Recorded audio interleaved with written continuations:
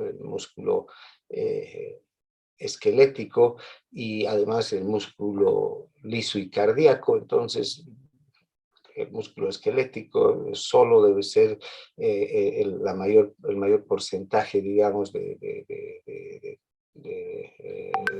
tejido que tenemos en el organismo. Otros tejidos como el músculo o el tejido óseo, por ejemplo, aunque es importante, pero no llega al 40%.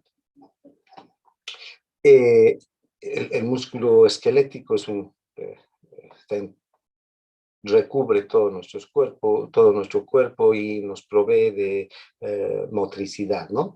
Este músculo está formado por fibras musculares. Estas fibras se extienden, son largas, se extienden a lo largo de toda la longitud del músculo. Están organizadas en sarcómeros. Cada sarcómero mide aproximadamente 2 milímetros.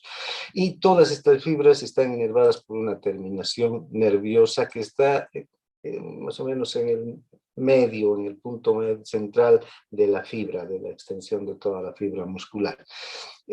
Además, el músculo esquelético tiene la fibra muscular tiene su propia membrana, la membrana citoplasmática, que se conoce con el nombre de sarcolema, ¿no? Esta membrana cubre todo el músculo, toda la fibra muscular, y en el exterior tiene una cubierta de material polisacárido que le permite adherirse a las membranas de las otras fibras musculares, y además estos polisacáridos cumplen también funciones de orientación para los diferentes compuestos químicos que llegan hasta el músculo, hasta la membrana muscular, hacia el sarcolema, para ingresar al interior del músculo. En los extremos, esta membrana se fusiona con las fibras tendinosas para unir el músculo al tendón. Ahora, el músculo esquelético entonces está formado por fibras musculares. Estas a su vez están formadas por cientos de miofibrillas. Estas miofibrillas a su vez están formadas por filamentos de miosina y de actina. Estas son las proteínas contráctiles, la miosina y la actina. Son proteínas que son las responsables de la contracción muscular. Los extremos de estos filamentos de actina están unidos a los discos Z, entonces entre disco y Z y disco Z hay un sarcómero, y además en los sarcómeros, además de la actina, están los filamentos de miosina que tienen los puentes cruzados, que son las estructuras que van a unirse a la actina para la contracción. Entonces aquí vemos el músculo esquelético, ¿no? Primero el músculo, luego un fascículo muscular. Este fascículo muscular está formado por fibras musculares.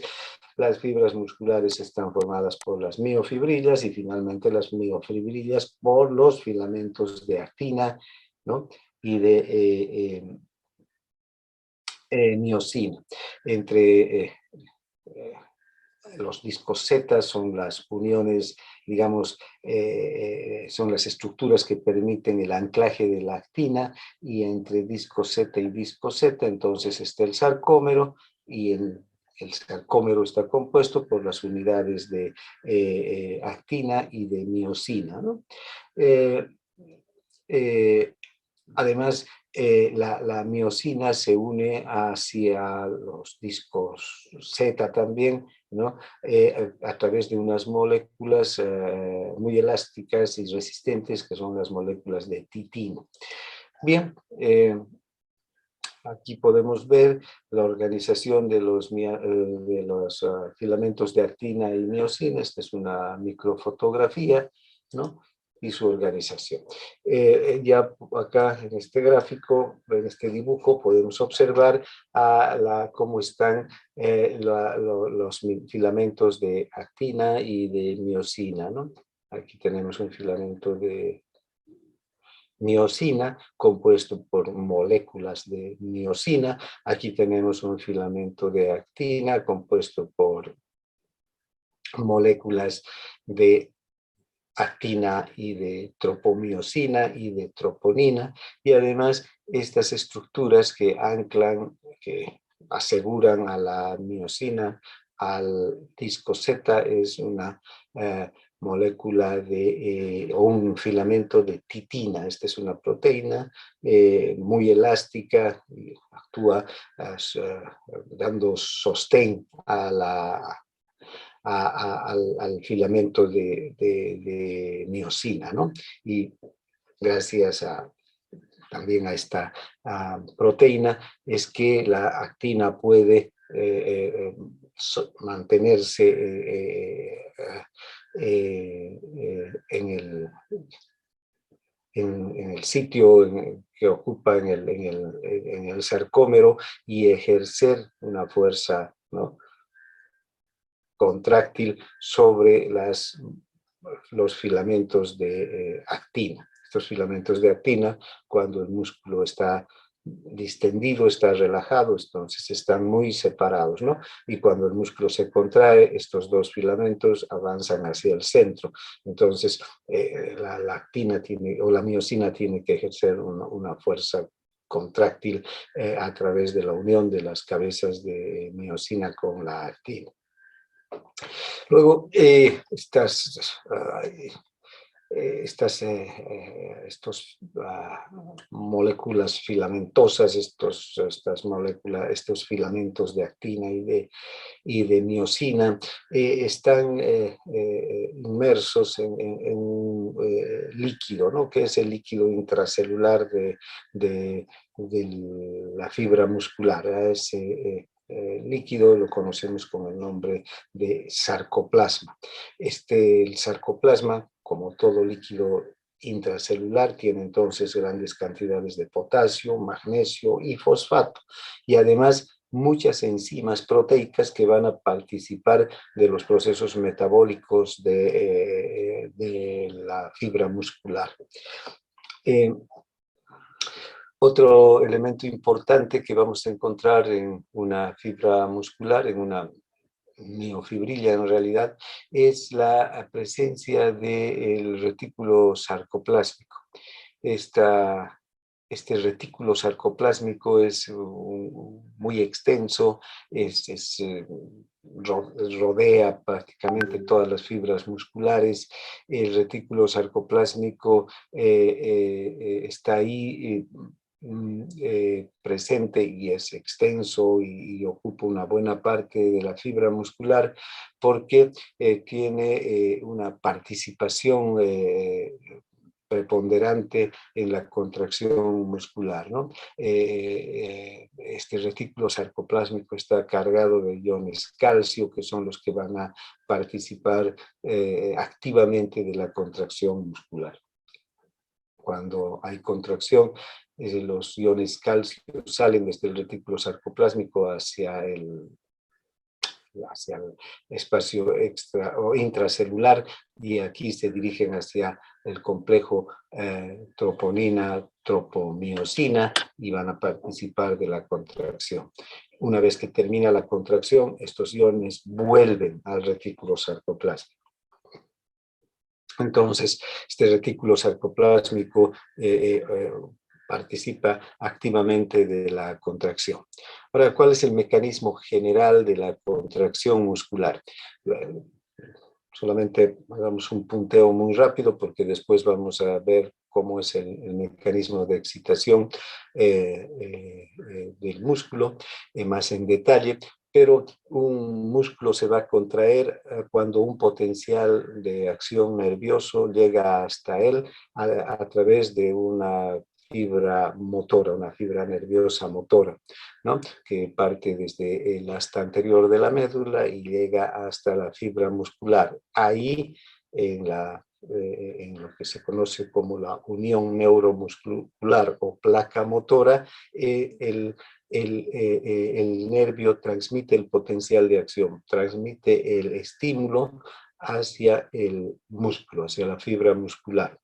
Ahí el nervio raquídeo, este nervio motor, lo que hace es secretar acetilcolina. La acetilcolina es un neurotransmisor que va a actuar directamente en la membrana del músculo esquelético, y en esta membrana va a abrir unos canales que se activan por la acetilcolina, unos canales que se activan por ligando, son canales de sodio, particularmente, aunque también pueden participar los iones potasio, pero en especial el sodio ingresa en gran cantidad hacia el interior de la fibra.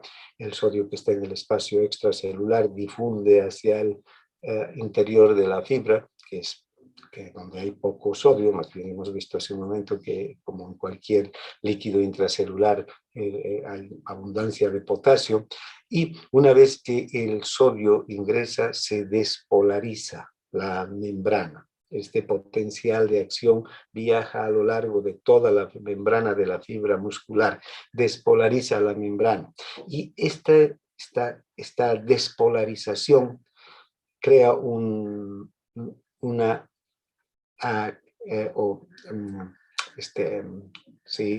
no crea, sino favorece la subida de la carga eléctrica de la fibra eléctrica, que está en menos 80, menos 90 milivoltios, y se hace francamente positiva la carga eléctrica de la fibra muscular. Esta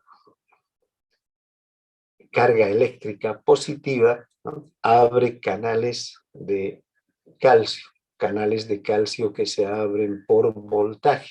Este cambio del voltaje, de un voltaje muy negativo a un voltaje ya francamente positivo, hace que se abran canales de calcio. Y estos canales de calcio son los canales del retículo sarcoplásmico, donde hemos visto que está cargado de iones calcio. El retículo sarcoplásmico es un depósito de iones calcio, es una cisterna llena de iones calcio. Los iones calcio abandonan el retículo sarcoplásmico por la diferencia de concentración, porque el calcio en el líquido intracelular, en el sarcoplasma, es muy poco, hay muy poco calcio en el líquido sarcoplasmático, y el calcio sale por difusión desde el retículo sarcoplasmático hacia el líquido extracelular.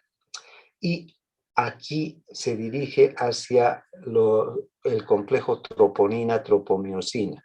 La troponina, que es una proteína también que participa de la contracción, es una proteína que tiene 3 subunidades, una subunidad I, una subunidad C y una subunidad T. La subunidad I está unida a la actina, la subunidad T a la tropomiosina, y la unidad C es una estructura a la que se une el calcio. Entonces, el calcio y la subunidad C tienen una afinidad química, se unen estas dos sustancias, o el calcio se une a la subunidad C de la troponina, y esto produce una reacción química, un cambio de conformación de la troponina, y que es transmitido también hacia la tropomiosina y hacia la actina.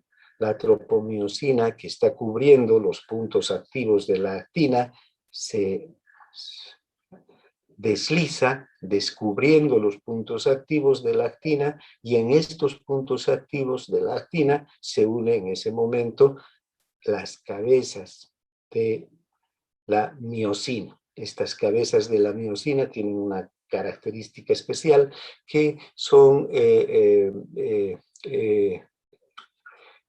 también enzimas ATPasas, ¿no? Tienen actividad ATPasa. Estas cabezas de miosina, entonces, una vez que se unen a la actina, lo que hacen es hidrolizar el ATP. Una vez que el ATP está hidrolizado, se convierte en ADP y libera un fósforo de alta energía. Este fósforo de alta energía es el que se va a unir a la cabeza de miosina y va a provocar la energía entonces del fosfato liberado, va a provocar un golpe activo, que la miosina se recorra, ¿no? Y que produzca la contracción. En general, eso es lo que sucede en el mecanismo de la contracción muscular, ¿no?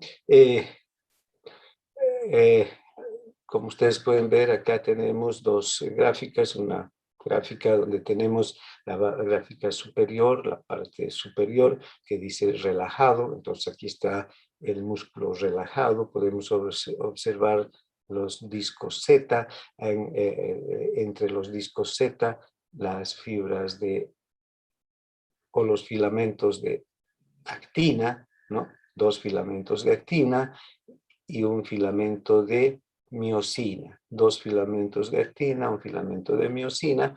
Esta es la organización entonces del el sarcómero. Cuando el músculo está relajado, entonces vean, los filamentos de actina están apenas superpuestos. Aquí en el centro pueden ver que los filamentos de actina están apenas superpuestos y la miosina, digamos, tiene una longitud, digamos, el máximo de longitud. Cuando el músculo se contrae, podemos ver que los filamentos de actina ya están muy superpuestos. Esta actina ha recorrido hacia el centro y esta también, y se superponen, y la miosina además tiene una longitud menor, ¿no? Y puede alcanzar la mínima longitud cuanto más contraído está el músculo. Entonces, aquí la contracción entonces nos indica que el músculo, o más bien el filamento de miosina, ha hecho recorrer a estos filamentos de actina hasta superponerlos y el propio filamento de miosina se ha acortado en su longitud, ¿no? Y los discos Z se aproximan además, ¿eh? Aquí están más separados los discos Z en el estado relajado y en el estado contraído más cercanos, se aproximan entre sí. Bien. Ahora, ¿qué características moleculares tienen estos filamentos, tanto los filamentos de miosina como la actina? El filamento de miosina está compuesto por moléculas de miosina y la miosina es una proteína contráctil. Estas proteínas son cadenas polipeptídicas, ¿no? De 200.000 de peso molecular, que en realidad tiene 6 cadenas polipeptídicas, 2 cadenas polipeptídicas pesadas, estas que están largas, estas de color morado y rojo, digamos, son las cadenas polipeptídicas pesadas. Si son cadenas polipeptídicas, entonces están compuestos por aminoácidos, ¿no? Que están unidos por enlaces peptídicos unos tras de otros. Entonces, vean, esta cadena, una cadena pesada, contiene cientos y miles de aminoácidos. Las dos cadenas pesadas se enrollan entre sí, ¿eh? Y en los extremos se separan, ¿no? En diferentes direcciones. Las cadenas livianas, en cambio, fíjense, Están aquí, son 4, 1 y 2 a un extremo, 1 y 2 a otro extremo, unidas a los extremos de las cadenas pesadas. Estas 4 cadenas ligeras más los extremos de las cadenas pesadas forman lo que se conoce la cabeza del filamento de miosina. Y las cadenas pesadas, enrolladas, el resto, ¿no? Forman lo que se conoce la cola o el tallo también del filamento de miosina. Entonces, un filamento de miosina está compuesto por moléculas de miosina que están organizadas de esta forma, ¿no? 2 cadenas pesadas, enrolladas y que se separan en los extremos, y 4 cadenas ligeras que están unidas de par en par a los extremos de las cadenas pesadas. Este extremo, donde están las cadenas ligeras, se conoce como cabeza, y donde están solamente las cadenas pesadas enrolladas entre sí, como cola o tallo. Ahora, un filamento de miosina va a estar formado por 200 o más moléculas individuales de miosina, es decir, 200 o más moléculas de estas, ¿no? Y van a formar, ¿vean?, una estructura ya muy sólida. Este es un monómero de miosina y este ya es un polímero de miosina, ¿no? Y como ustedes pueden observar, van a formar una estructura que vamos a tener todas las colas de los filamentos van a formar, o todas las colas de las moléculas van a formar el cuerpo del filamento de miosina. Y las cabezas van a formar también los puentes cruzados que tienen los brazos y la cabeza del filamento. Bien, esa es la organización entonces de la miosina. Y como ustedes pueden ver aquí arriba tenemos estas estructuras más claras, rosadas. Esta es la molécula de actina, ¿sí? A esta molécula de actina se tienen que unir las cabezas de la miosina, ¿no? Estas cabezas que forman parte del puente cruzado. Toda esta estructura, el puente cruzado, es el que va a tener la capacidad después, durante la contracción, de traccionar a la actina y acercar a la actina y superponer a las 2 actinas durante la contracción, ¿no? Ahora, esta cabeza de miosina es importante, tiene una actividad ATPasa, que significa eso, que actúa como una enzima ATPasa, así como también la bomba sodio-potasio ATPasa, recuerdan, tiene una parte que tiene una actividad ATPasa, que cuando se unen los sodios por la zona del digamos, en el lado intracelular de la bomba y los potasios en el lado extracelular de la bomba, se activa esta enzima, ¿no? Cobra una actividad ATPasa y lo que hace es hidrolizar al ATP, el ATP lo convierte en ADP y libera un fósforo de alta energía, que es ese fósforo el que va a producir el cambio de conformación de la bomba sodio-potasio y va a poder llevar los iones sodio hacia el exterior y los potasios hacia el interior. Algo parecido ocurre aquí, solo que aquí no es una bomba sodio-potasio, sino que estas cabezas tienen la capacidad de atraer, ¿no? Cuando se fosforilan estas cabezas con el fósforo que liberan del ADP, por la actividad ATPasa, estas cabezas entonces traccionan a la actina gracias a la energía que les provee el ATP. Luego está el filamento de actina. El filamento de actina en realidad está compuesto por una F-actina, que es una molécula proteica, una tropomiosina, que es otra molécula proteica, y una troponina, que también es otra molécula proteica.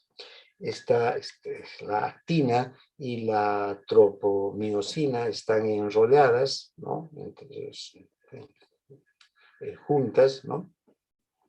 La troponina ocupa puntos específicos de unión entre la actina y la tropomiosina. Entonces pueden ver, sí, aquí está la actina y la tropomiosina, y aquí está la troponina. Esta molécula de troponina tiene una subunidad I, que es esta que siempre está en contacto con la actina. Aquí también esta sería la subunidad I o esta. Tiene una subunidad T que está siempre en contacto con la tropomiosina, ¿no? Aquí también subunidad T.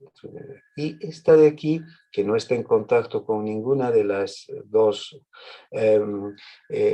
moléculas proteicas, que no está en contacto ni con la troponina, ni con la, perdón, no está en contacto ni con la actina, ni con la tropomiosina.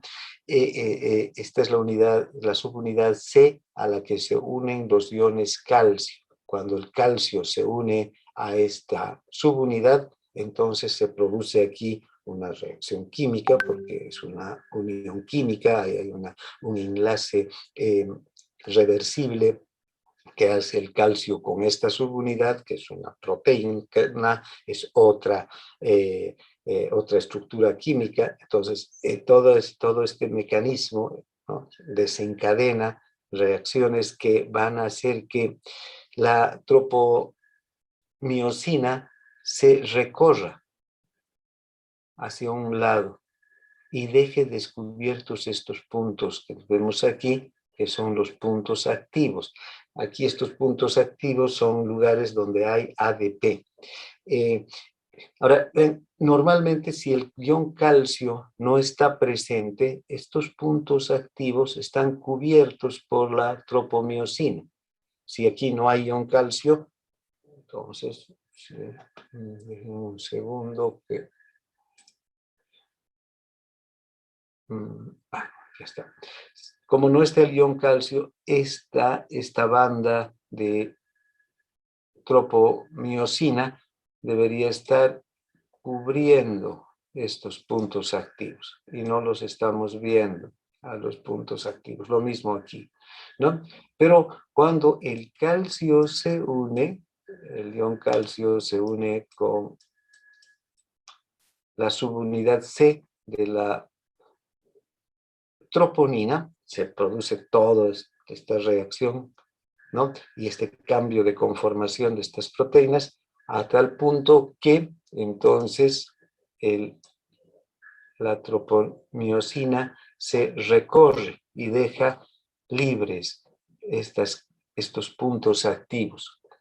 Estos puntos activos van a ser a los que se van a unir entonces las cabezas de la miosina.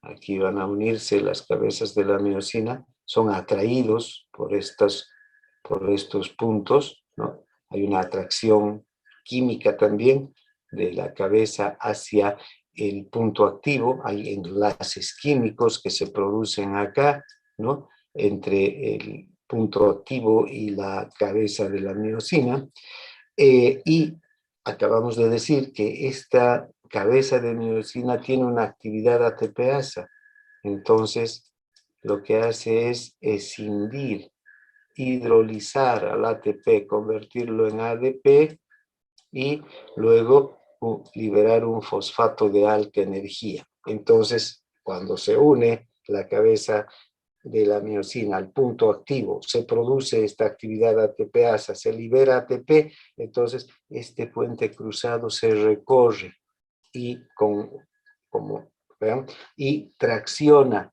a la miosina. Pero aquí hay otro puente cruzado que está unido, aquí hay otro puente, y aquí hay otro, y aquí hay otro, ¿no? Todos estos traccionan y hacen que la actina se dirija hacia el centro, ¿no? Lo mismo ocurre con otra molécula de actina que está al otro lado y que esa va a recorrer en este sentido. Y entonces ahí es donde se sobreponen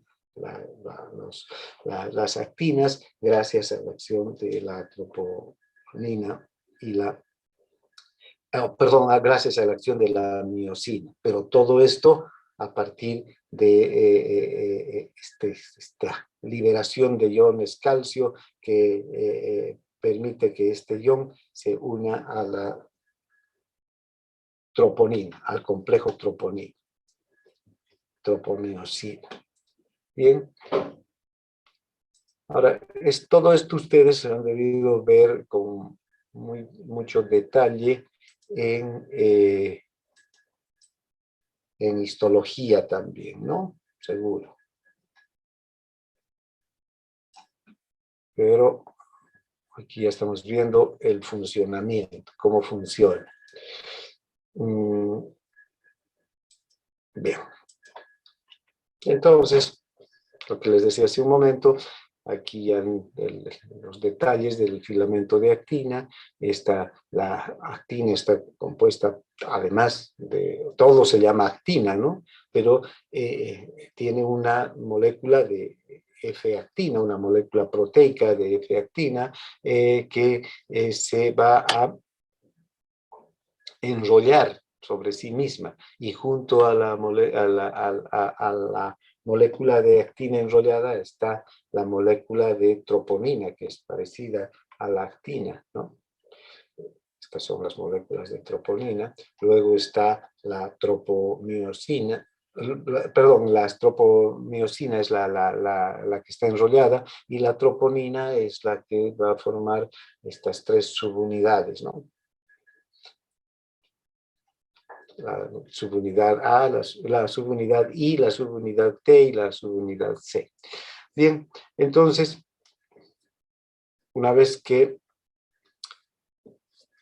llega entonces el ion calcio hacia la subunidad C de la troponina, esta va a activar al complejo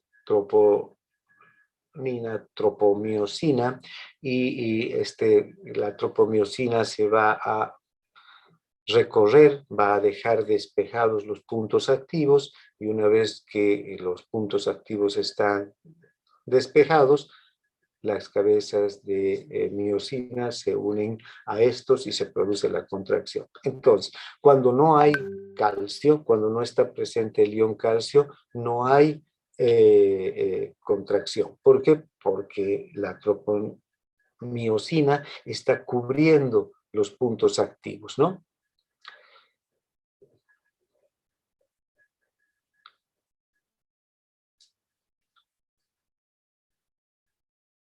Y si estos puntos están cubiertos, no hay donde se una la cabeza de miosina. Aquí podemos ver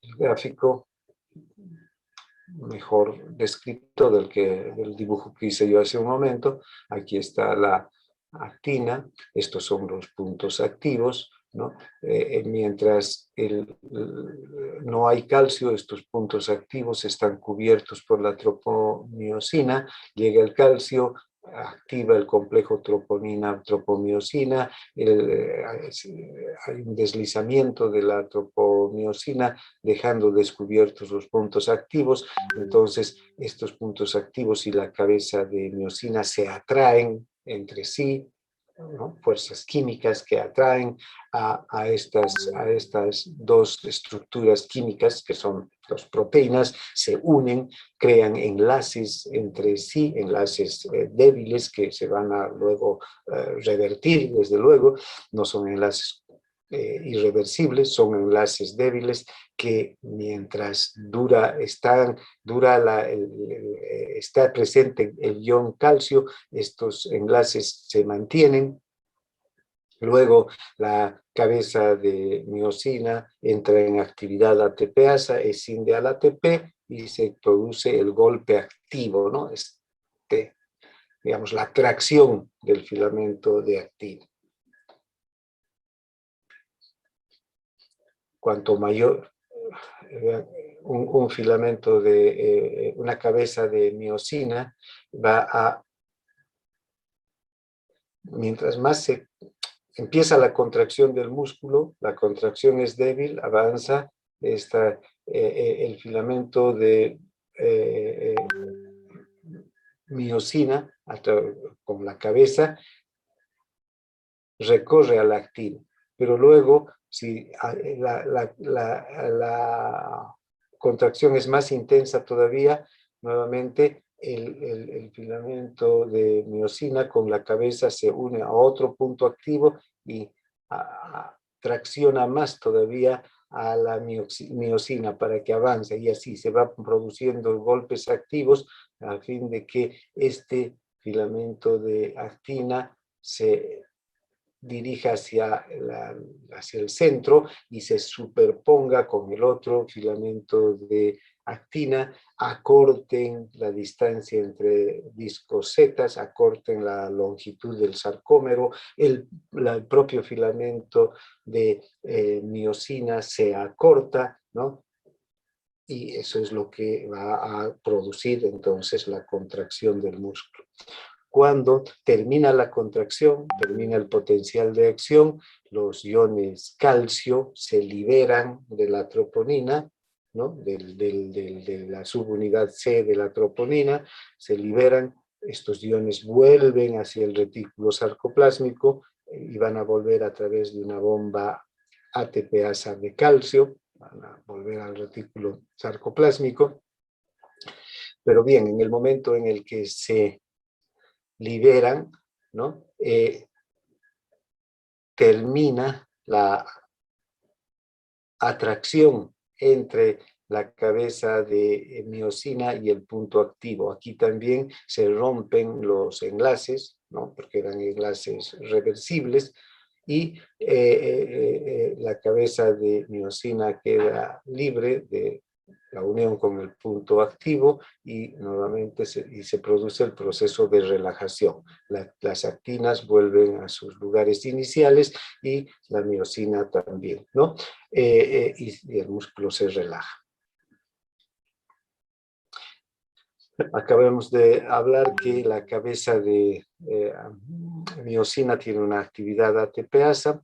Esta es la capacidad que tiene para escindir al ATP y formar ADP, y esta escisión del ATP permite que se libere un fosfato de alta energía, ¿no? Y que ese es el fosfato de alta energía que va a producir o que va a proporcionar la energía para la contracción muscular.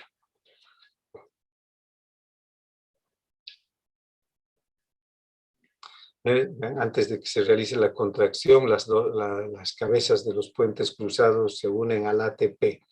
Esta cabeza tiene actividad ATPasa, entonces escinde al ATP. Escinde quiere decir que divide, hidroliza al ATP y lo convierte en ADP y un fosfato. Estos quedan unidos a la cabeza y este fosfato va a ser el que va a proporcionar la energía, ¿no?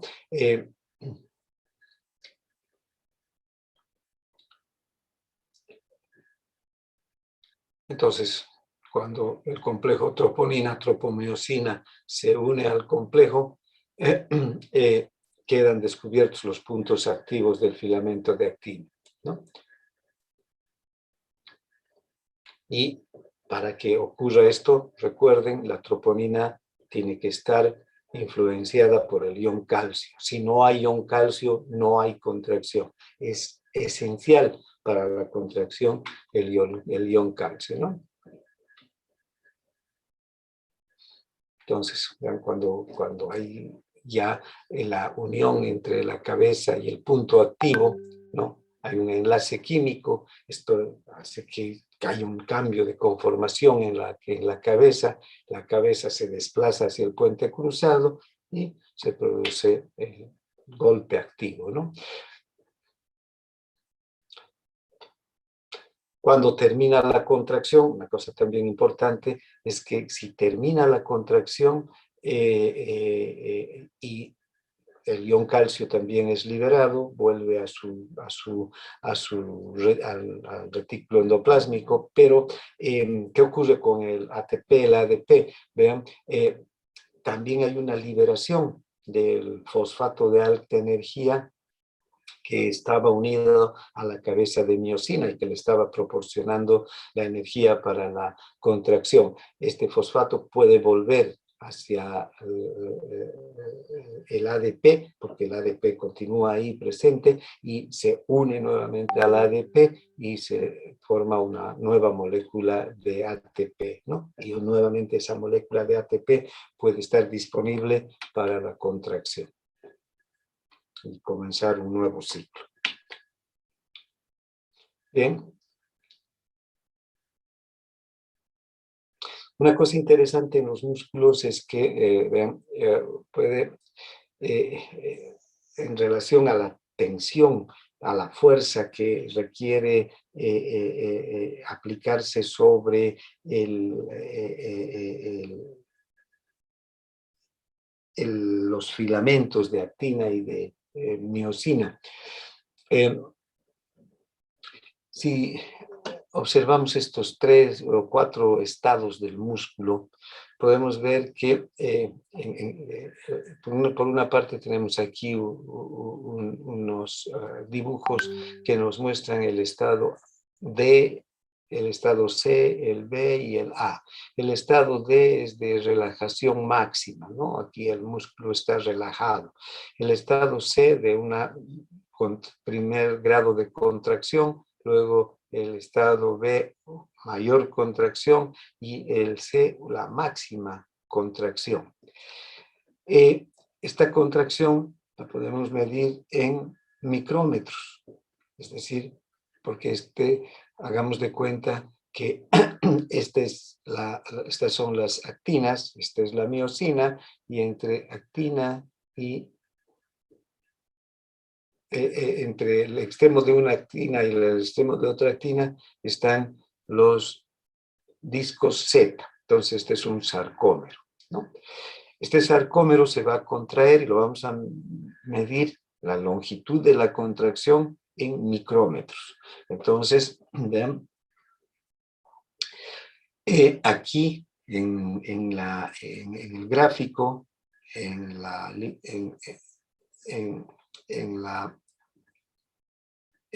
línea de las X, ¿no? Vamos a tener la longitud en micrómetros. Y en el de las Y, ¿no? En la Y, vamos a tener la tensión desarrollada por el músculo en porcentaje de tensión.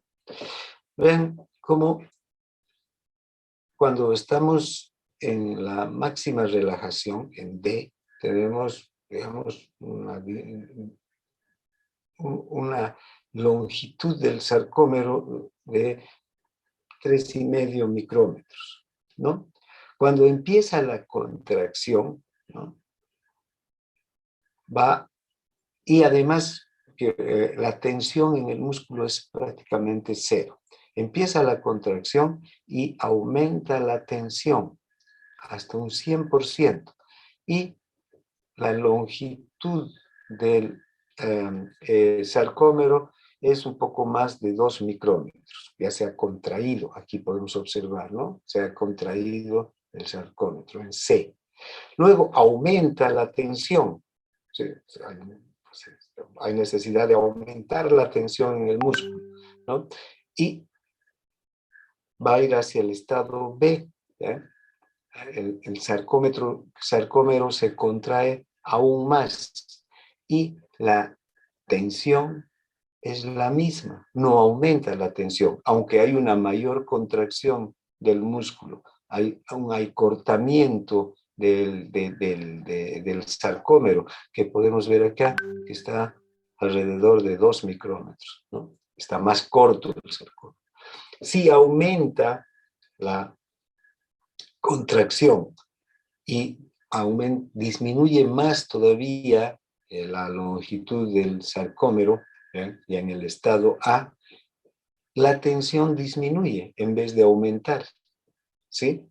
Disminuye al punto A. Entonces, menos del 100% de tensión y una longitud entre 1 y 1,5 micrómetros. ¿Qué significa esto? Que a medida que el sarcómero disminuye de longitud, ¿no?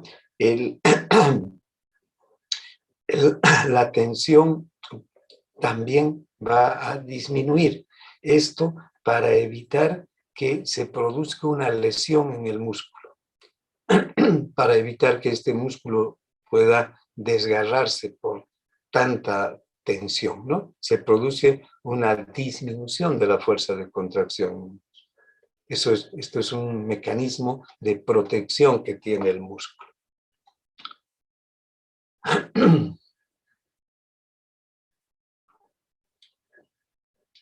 Luego, cuando el músculo está en su posición normal de reposo, la longitud del sarcómero es de 2 micrómetros, ¿no? Y cuando va a llegar a su contracción máxima, esta va a disminuir, esta longitud va a disminuir. Ahora, también hay una relación de la velocidad de contracción con la carga, ¿no? El músculo esquelético se va a contraer muy rápidamente cuando hay una carga nula, hasta hay un estado de contracción completa en un 0,5 o 0,1 segundo, ¿no? Una décima de segundo. ¿Qué quiere decir esto? Que si yo estoy con la mano, el brazo extendido, ¿no? Quiero contraer el músculo, ¿vean? Voy a contraerlo muy rápidamente. Voy a doblar, por decir, mi brazo rápidamente, ¿no? Voy a doblar el antebrazo sobre el brazo rápidamente, si no hay carga. Pero si me ponen un ladrillo, ¿vean? Entonces la velocidad de la contracción va a ser más lenta, ¿no? Entonces voy a empezar a contraer el músculo, pero me va a costar, voy a tener, esa contracción va a ser, va a utilizar mayor tiempo, va a ser más lenta.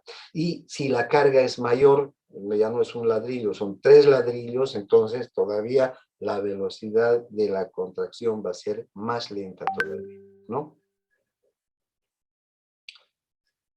Y si la carga aumenta hasta la fuerza máxima que puede hacer el músculo, la velocidad de contracción va a ser 0 y no se va a producir ninguna contracción, porque ya la carga es máxima, incluso superior a la que puede aguantar un músculo. Bien, ahora el músculo cuando se contrae genera un trabajo, ¿no? Y esta es una ley física, ¿no? Ustedes recuerdan la fórmula del trabajo, ¿no? El trabajo es igual a carga por distancia, ¿no? Entonces, cuanto mayor sea la carga y mayor sea la distancia que hay que llevar esa carga, mayor trabajo se va a invertir. Cuanto menor sea la carga y menor la distancia que haya que transportar o llevar esa carga, menos trabajo se va a invertir. Y los músculos en esto cumplen al 100% esta ley. Ahora, por ejemplo, vean, si yo tengo que levantar un objeto del suelo, cuanto más pesado es el objeto que tengo que levantar del suelo, si lo tengo que levantar hasta la altura del pecho, me agacho para alzar y levantar el objeto hasta la altura del pecho, ¿verdad? Va a depender del peso del objeto, la carga, ¿no? Entonces, si mayor es el peso, ya voy a invertir mayor trabajo en llevar a lanzar hasta la altura de mi pecho. Si el objeto es pesado o liviano, entonces voy a invertir menor trabajo para levantarlo hasta la altura de mi pecho. Lo mismo va a ser la distancia que tenga que recorrer, ¿no?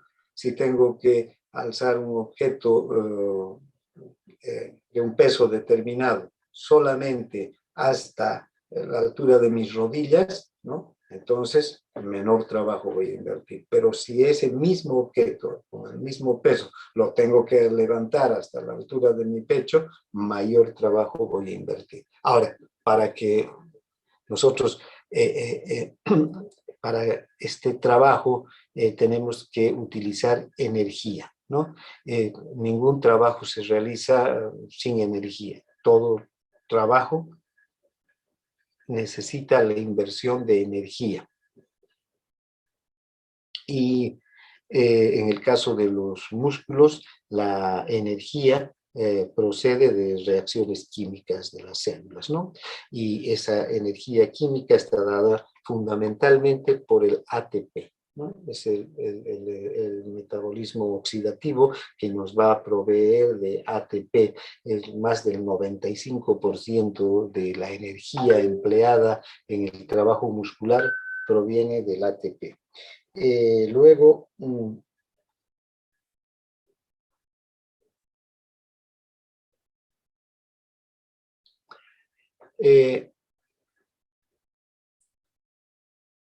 también puede provenir directamente de la fosfocreína, ¿no? Que es también un fosfato de alta energía similar al ATP. Y finalmente hay GTP también que se puede producir, pero generalmente es la fosfocreína y el ATP, un ATP que proviene directamente de la glucólisis, pero este es muy poco porque la glucólisis apenas produce ATP, la mayor parte del metabolismo oxidativo, pero el ATP de la glucólisis y del metabolismo oxidativo son los que van a proveer la mayor parte de la energía que utiliza el músculo en el trabajo, ¿no? Ahora,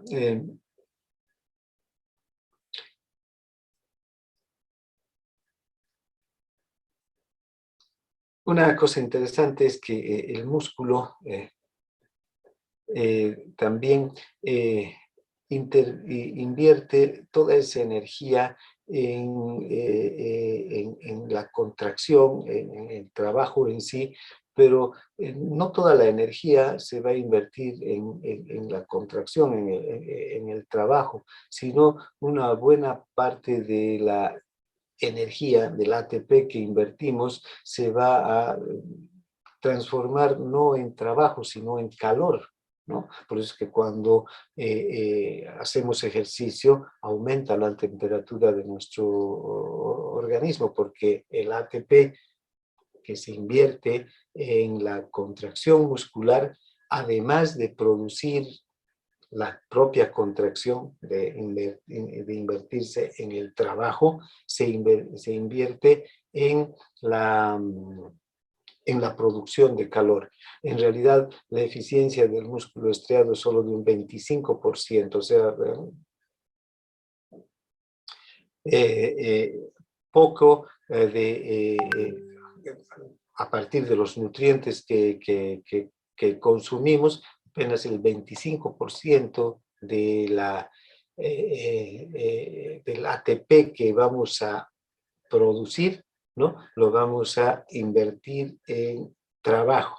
El resto se va a invertir en calor, por ejemplo, ¿no? Se va a liberar mucho calor que es otra forma de energía que se produce junto con la hidrólisis del ATP.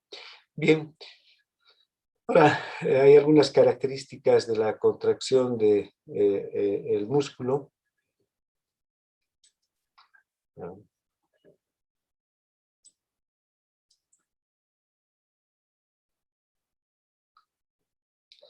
Ven, tenemos la contracción isométrica. Esta contracción isométrica o sí, en el caso del músculo cardíaco se llama isovolumétrica también, pero el nombre más adecuado para el músculo esquelético es isométrica. Quiere decir que el músculo se contrae, pero no se acorta, solamente entra en tensión, pero no se ha llegado a acortar, ¿sí? La contracción isotónica es cuando el músculo se acorta, pero la tensión permanece constante durante toda la contracción. Entonces tenemos una contracción isométrica, hay un aumento de la tensión, pero no hay un acortamiento, ¿no? Y la contracción isotónica es cuando el músculo se acorta, pero la tensión del músculo permanece constante durante toda la contracción, ¿no? Aquí tenemos los experimentos de músculos aislados, ¿no? Que nos muestran los dos tipos de contracción. La contracción isométrica, ¿no? El músculo está en tensión, podemos medir esta tensión, pero el músculo no se acorta. Y hay otro en el que el músculo se acorta, pero la tensión permanece constante durante toda esa contracción. Bien. Bueno, hay fibras musculares rápidas y fibras musculares lentas, hay fibras musculares que son pequeñas, cortas, que son las más rápidas, ¿no? Por ejemplo, las fibras musculares de los párpados de los ojos, ¿no? Son fibras musculares que se acortan, es decir, que producen una contracción en milisegundos, ¿no? Para hacer un parpadeo, qué veloz que es el parpadeo. Son fibras musculares rápidas. En cambio, hay otras fibras musculares lentas, como los músculos largos, ¿no? Cuya contracción, cuya velocidad de contracción es más lenta, responden más lentamente a los estímulos que se producen en el sistema nervioso y que llegan hacia el músculo, ¿no?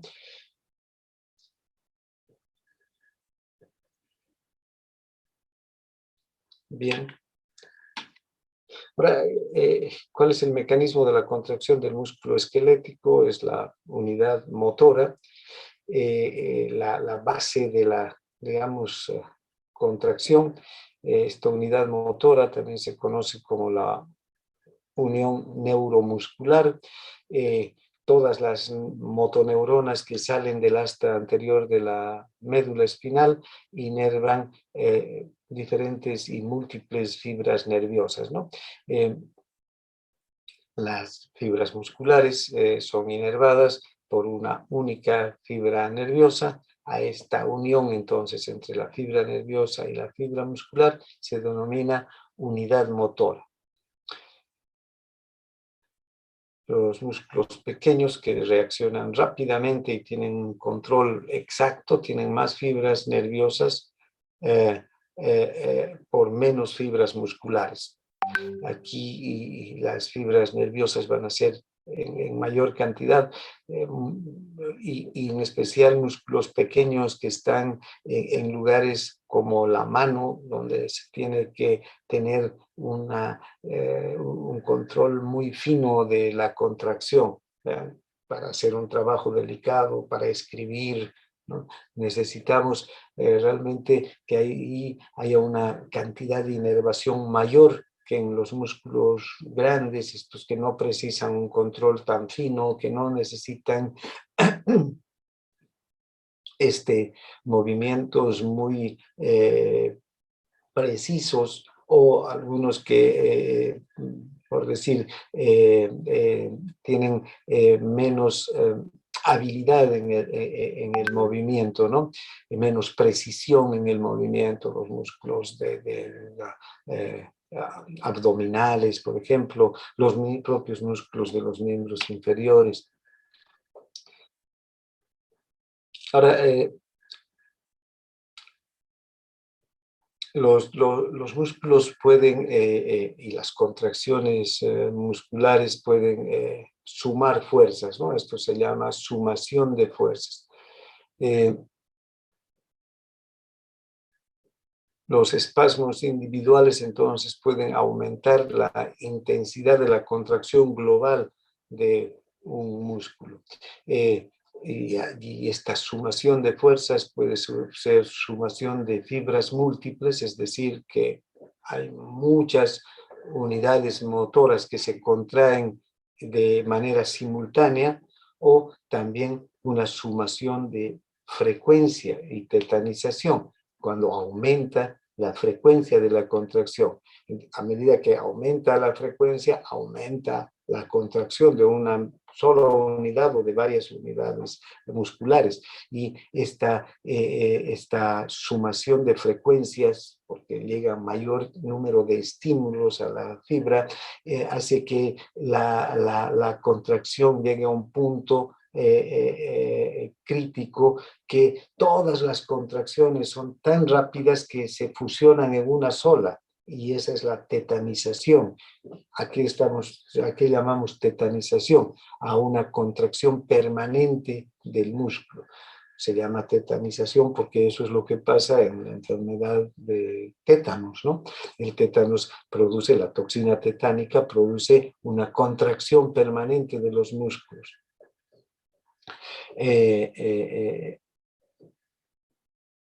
Entonces, esa es la sumación de frecuencias. Las frecuencias, los estímulos son tan rápidos y tan sucesivos, ¿no? Uno tras otro, se suceden a una velocidad muy rápida, y que la contracción, ¿no?, ya llega a sucederse también de manera rápida hasta que se fusionan todas las contracciones y queda como una sola contracción, y el músculo queda totalmente contraído, ¿no? Eso puede ocurrir con la tetanización, pero también puede haber, antes de llegar a la tetanización, que cuanto mayor es la frecuencia de estímulos que llega al músculo, ¿no?, más veces se contrae el músculo. En el caso de la sumación de fibras múltiples, aquí el músculo se va a contraer de manera simultánea, porque van a llegar estímulos simultáneos, ¿no?, a una gran cantidad de unidades motoras, y van a producir una contracción simultánea. La máxima fuerza de contracción del músculo esquelético es de entre 3 y 4 kilogramos por centímetro cuadrado. Esta es va a variar también, ¿no?, entre las personas, y también entre los grupos musculares. Uno de los músculos que más fuerza de contracción tiene, por ejemplo, es el macetero, ¿no? Son los músculos más potentes que tenemos en el organismo, y es chico, y el macetero, en relación a otros músculos que son mucho más largos, más voluminosos, ¿no? Pero vean, el macetero tiene la capacidad de poder contraerse, y cuando se contrae en el reflejo masticatorio, la capacidad de destrozar a los alimentos es enorme, ¿no? La que tienen las muelas, la que tienen los dientes y las muelas, los molares en especial, gracias a la acción del macetero. Bien, ahora todos los músculos esqueléticos tienen un tono, ¿no? Aun así estén en reposo, siempre va a haber una cierta cantidad de tensión, ¿no? Los músculos van a estar en un estado isométrico, digamos, ¿no? Que hay una tensión, pero no hay acortamiento. Eso se puede observar fácilmente si ustedes toquen un músculo y van a ver cómo al tocarse el músculo, se van a producir el hundimiento de la zona donde está el músculo y cuando sueltan, inmediatamente vuelve al estado anterior. Cuando se pierde el tonismo muscular, esta característica desaparece, ¿no?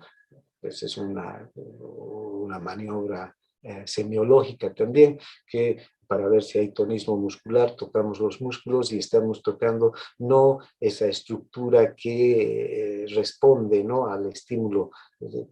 Apretamos un músculo y lo soltamos y vuelve a su estado anterior, vuelve a su estado de tonismo. Cuando no hay tono, apretamos el músculo y queda como ropa arrugada, ¿no? Tanto la piel como el propio músculo. Normalmente los músculos tienen un tono y desde ese tono es donde empieza la contracción. La fatiga muscular, por otro lado, es el momento en el que el músculo alcanza un punto en el que, aunque haya mayor estimulación, el músculo ya no se va a contraer. Esto generalmente ocurre cuando el músculo ya no tiene fuente energética para contraerse. La principal fuente energética del músculo es el glucógeno, que está almacenado y que le permite obtener, ¿no?, energía. Luego el glucógeno se convierte en glucosa y esa glucosa en ATP, ¿no? Cuando se acaba el glucógeno, entonces el músculo puede entrar en fatiga muscular. El músculo ya no va a responder. Esto generalmente ocurre en procesos de contracción prolongada, contracción intensa. Llega un punto en el que el músculo ya ha agotado las fuentes de glucógeno y ya no hay energía para utilizar en la contracción. Luego, ven, nuestros músculos funcionan como sistemas de palancas, ¿no? Bajo la ley de las palancas. Siempre hay puntos de inserción del músculo y estos puntos de inserción están en los huesos, en distintos lugares, y gracias a esto se producen distintos tipos de palancas, ¿no?, en el cuerpo. En realidad, el movimiento, además de generarse a partir de reacciones químicas, ¿no?, como acabamos de ver, la escisión del ATP y todo el proceso químico de la contracción, ya empieza con procesos químicos, pero en general todo el movimiento del organismo se rige por leyes físicas, ¿no? Dentro de estas leyes físicas están las palancas. Tenemos diferentes sistemas de palancas que hacen que se mueva nuestro organismo, nuestro cuerpo. Ahora, dentro de nuestros músculos tenemos los grupos agonistas y antagonistas, ¿no? Todo músculo tiene su antagonista. Y este sistema de agonistas y antagonistas permite que los movimientos sean mucho más precisos, ¿no? Porque hay como un equilibrio entre el agonista y el antagonista. Cuando el agonista se estimula, se excita, se contrae, el antagonista se relaja en la misma medida. Y cuando el antagonista se contrae, el agonista se va a relajar en la misma medida. Este es un funcionamiento preciso, exacto, que está controlado por los centros motores del encéfalo, de la médula espinal. Cuando veamos sistema nervioso, cuando veamos el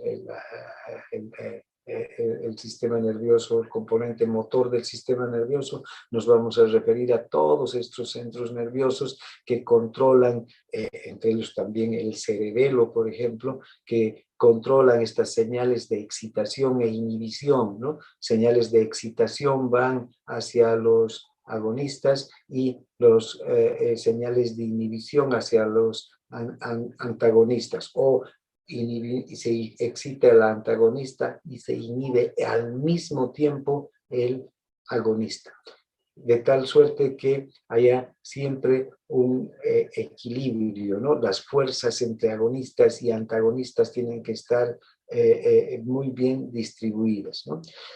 Cuando las fuerzas entre agonistas y antagonistas se igualan, el movimiento se detiene. Pero si hay una fuerza a favor, ¿no?, del agonista, entonces se va a producir la contracción del agonista, pero al mismo tiempo la relajación del antagonista.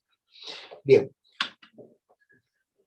Ahora, el músculo puede remodelarse, ¿no? Esto quiere decir que va a cambiar de volumen, va a cambiar de número de fibrillas, la cantidad de fibrillas y también la cantidad de fibras musculares. Esto para adaptarse a su función. Un músculo que está en funcionamiento normal tiene una cantidad determinada de fibrillas y de miofibrillas, de fibrillas y de fibras musculares. Pero si el músculo se somete a mayor actividad, ustedes deciden, tienen una musculatura normal, por decir, ¿no?, adecuada para su edad, para su peso. Pero si deciden, qué sé yo, ir al gimnasio, deciden ir a hacer pesas y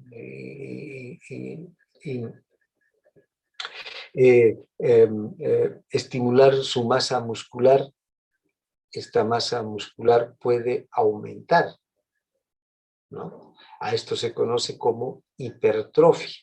Aumentan el número de filamentos de actina y de miosina en cada fibra muscular, ¿no?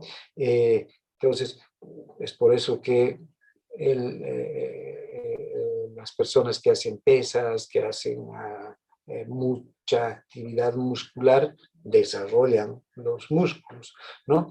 Al otro extremo está la atrofia muscular, cuando hay una disminución de la masa del músculo.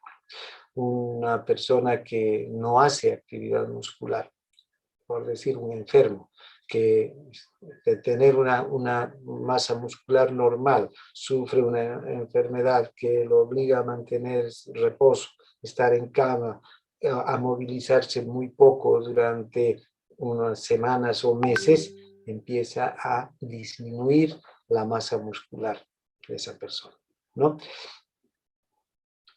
¿Qué quiere decir? Que se está atrofiando el músculo. Hay una disminución de las proteínas contráctiles porque el músculo no está siendo usado.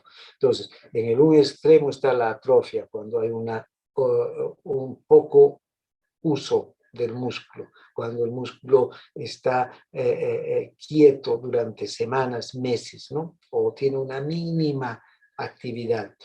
Y en el otro extremo está la hipertrofia, cuando hay una actividad intensa, el músculo es sometido a carga constante durante su proceso contráctil, por ejemplo, los pesistas, ¿no?, o las personas que trabajan levantando cargas muy pesadas, van a desarrollar músculos, los músculos van a crecer, va a haber una hipertrofia, ¿no? También los músculos se pueden ajustar a la longitud, ¿no? del individuo. De hecho, en el crecimiento, durante el crecimiento, los músculos crecen, se extienden, aumentan de tamaño, y también puede haber aumento real de fibras musculares, como es la hiperplasia, ¿no? Cuando hay necesidad de generar una fuerza muscular extrema. También estas personas que hacen mucho físico-culturismo, por ejemplo, no solamente va a haber una hipertrofia muscular, sino también puede haber una hiperplasia muscular. Cuando hay una denervación de los músculos, cuando no hay trabajo muscular, por ejemplo, cuando hay una sección de un nervio que inerva los músculos, esos músculos van a quedar sin estímulo y se van a atrofiar, ¿no? Finalmente, los músculos que ya no reciben ningún tipo de actividad como sucede durante la muerte, ¿no? Van a tener una rigidez, una contracción momentánea que se conoce como rigidez cadavérica. Esta deja de haber potenciales de acción cuando sobrevive la muerte, ya no hay actividad química, ya no hay ATP que actúe sobre los músculos, y estos como que se quedan en un estado de semicontracción, ¿no? Se hacen rígidos, a eso se llama rigidez cadavérica. Bien, aquí termina esta clase. No los distraigo más porque tienen la clase práctica, ¿no? Bien, nos vemos mañana. Continuamos con la excitación del músculo esquelético.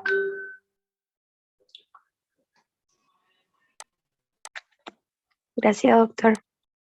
Hasta mañana. Sí, ya tiene, al menos los que Hasta mañana. clases con Aldair. Hasta mañana, hasta mañana.